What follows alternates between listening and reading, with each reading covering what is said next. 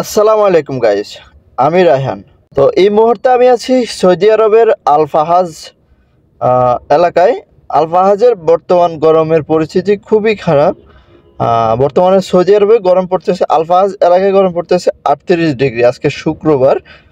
তো গরমের অবস্থা এমন, শরীরের চামড়া যেন ঝলসে যাবে। তো সৌদি আরবের আসলে রাস্তাগুলা বাংলাদেশের এক্সপ্রেসওয়ে যেগুলো আছে, হাইওয়ে রোড কিংবা বিশ্ব রোড যেগুলো আছে, সেগুলোর থেকেও সৌদি আরবের গ্রামের রোডগুলো অনেক বড়। তো আজকের ভিডিওটা গরমের পরিস্থিতি দেখানো।